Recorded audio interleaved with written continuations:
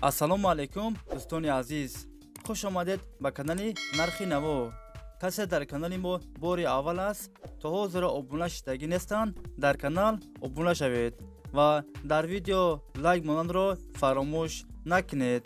дастгирии шумо пешравии ҳар яктои мо шумост. дар имрӯза видео хонаи фурӯшӣ ва квартираи фурӯшӣ мешавад. агар шумо харидор бошен, видеоро то охир тамошо кунед. бо хабар мешавед аз нархҳои хонаи фурӯшие ки дар Тоҷикистон мебошанд. барои дастгирӣ кардани мо як дона лайки бепула монед. ҳазор раҳмат бародаро барои дастгиритон, барои лайкмонитон. видеонаворро сар мекунем, то охир тамошо кунед. нархи хонаҳо сар мешаванд ай 70,000 сомон. якум хонаи фурӯшӣ дар шаҳри Душанбе, райони Сино. 6 сотиқ заминай, 2 дар хона, об, свет дар наздикиш аст. ҳуҷҷатош 100% аст. хонаҳо без ремонт, коробка аст. хонаро срочно фурӯхта мешавад. нархаш 70,000 сомоняи бародаро, бо арзон ҳам мешавад. агар шумо харидор бошен, занг занед, бо маълумоти бештарро аз соҳиби хона дастрас кунед. дӯстони азиз, дастгирӣ кардани моро фаромӯш накунед. дар видеонавор лайк бигузоред. як рӯз пас ё ду рӯз пас видеои нави хонаи фурӯшӣ мешавад.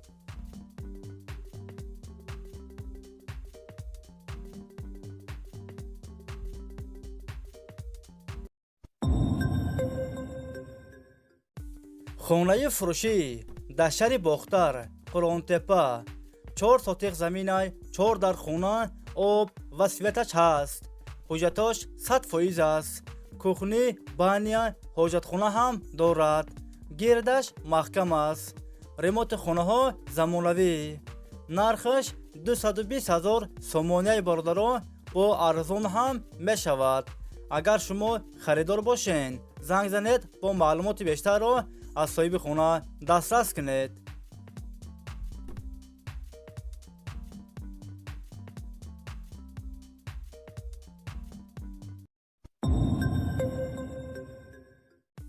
хонаи фурӯшӣ дар шаҳри Душанбе, райони Сино. духонага квартира дар сеюм ошона қарор дорад. 43 квадратни метр новостройка аст. хонаҳо без ремонт, коробка аст. об, свет дорад. ҳуҷҷатош 100% аст. доми 6 ошонага. хона дар наздики мактаб, роҳи калон дар наздикиш аст. нархаш 230,000 сомоняи бародаро, бо арзон ҳам мешавад. агар шумо харидор бошен, занг занед, бо маълумоти бештарро аз соҳиби хона дастрас кунед.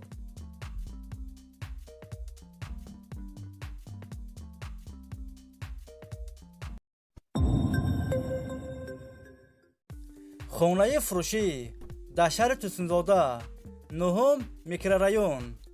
духонага квартира дар дуюм ошона қарор дорад. 56 квадратни метр новостройка аст. хонаҳо без ремонт, коробка аст. об, свет дорад. ҳуҷҷатош 100% аст. доми 9 ошонага.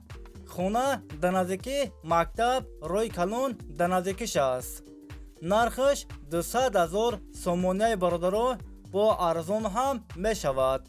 агар шумо харидор бошен, занг занед, бо маълумоти бештарро аз соҳиби хона дастрас кунед.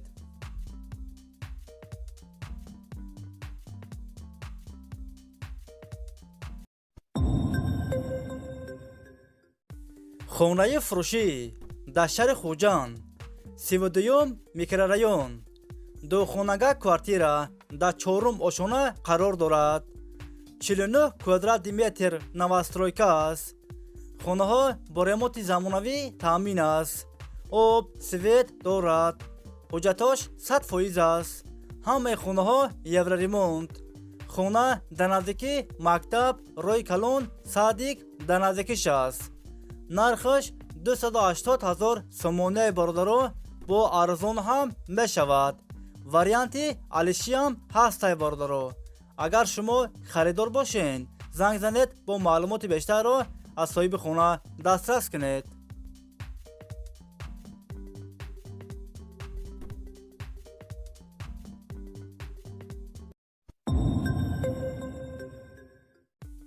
خانه فروشی در شهر حصار، 8 میکرورایون.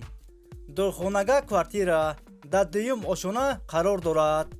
61 کвадрат метр новостройка است. خانه ها без ремонт коробка است. آب سویت دارد. حجتاش 100% است. خانه در نزدیکی مکتب، روی کلون، بازار در نزدیکیش است. نرخش 190,000 سومونه برادران با ارزان هم می شود. اگر شما خریدار باشین زنگ زنید با معلومات بیشتر رو از صاحب خانه دسترس کنید.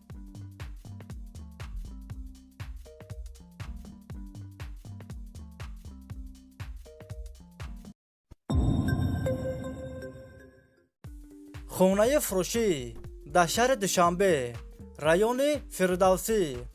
یک خانگاه کвартира در 5 ошона قرار دارد. 36 کвадрат метр новостройка است. خانه без ремонт коробка است. آب سویت دارد. حجتاش 100% است. خانه در نزدیکی مکتب، روی کلون در نزدیکیش است. نرخش 125,000 سومونه برادران با ارزان هم می شود. اگر شما خریدار باشین زنگ زنید با معلومات بیشتر رو از صاحب خانه دسترس کنید.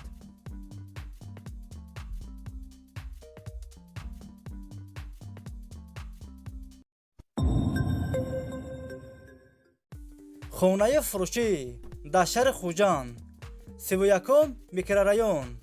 3 خانگاه کвартира در 3 ошона قرار دارد. 82 متر کвадраتی новостройка است. خانه ها без ремонт коробка است. آب سویت دارد. حجتاش 100% است. خانه در نزدیکی مکتب، روی کلون در نزدیکیش است. خانه را سراچ فروخته می شود. نرخش 355,000 سومونه برادران با سودا هم کرده می شود. اگر شما خریدار باشین زنگ زنید با معلومات بیشتر رو از صاحب خانه دسترس کنید.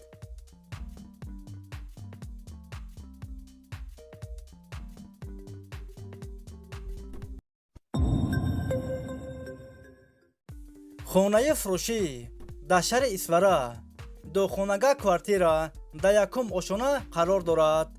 47 متر کвадраتی новостройка است. خانه ها با ремонт زمانوی تامین است. آب سویت دارد. حجتاش 100% است. همه خانه ها یورو ремонт.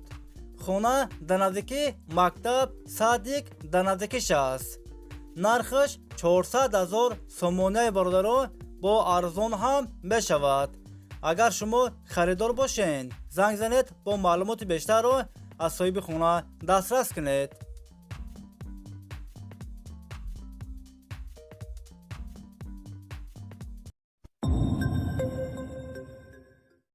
خانه فروشی در شهر دوشنبه، طرف اسپچک.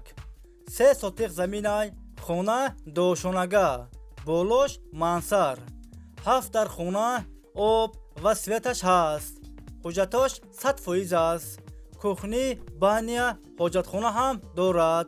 گردش محکم است. ремонт خانه ها زمانوی. همه خانه ها یورو ремонт. نرخش 661,000 سومونه برادران با ارزان هم می شود. اگر شما خریدار باشین زنگ زنید با معلومات بیشتر رو از صاحب خانه دسترس کنید. دوستان عزیز، ویدیوی ما با خیر رسید.